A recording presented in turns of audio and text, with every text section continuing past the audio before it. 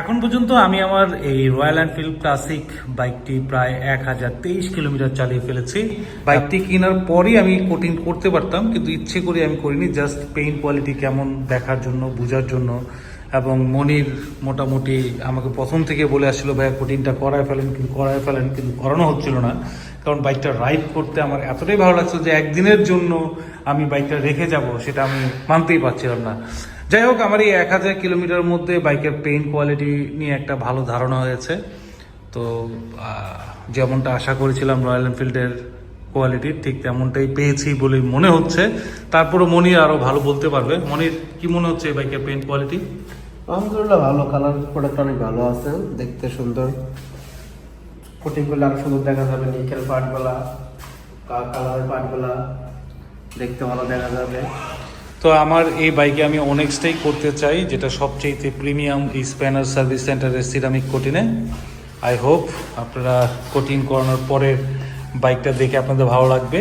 মাত্র 4-5 দিনে একটা বাইক 1000 কিলোমিটার চালিয়ে ফেলা চারটিখানি কথা না।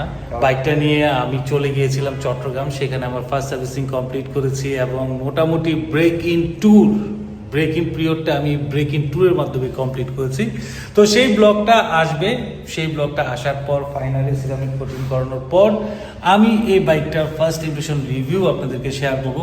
ফুল রিভিউ বলা যাবে না, কারণ একটা বাইককে পরিপূর্ণভাবে চিনতে হলে মোটামুটি 5000 থেকে 10,000 কিলোমিটার পর্যন্ত চালাতে হবে। যাই হোক, সেগুলো আমি জানাবো যদি অতদিন পর্যন্ত আমি এই বাইকটাকে ওন করতে পারি। তবে আমার কাছে যেটা মনে হচ্ছে যে রয়্যাল এনফিল্ড আমার সাথে দীর্ঘদিনই থাকবে ইনশাল্লাহ। তো বন্ধুরা, এখানে আজকের ব্লগটি শেষ করছি। অনেক কথা শেয়ার করেছি। আই হোপ আমি এখন রেগুলার ব্লগ করব। এর আগেও বেশ কয়েকবার অ্যাটেম্প নিয়েছি, কিন্তু রেগুলার ব্লগ করা হচ্ছে না।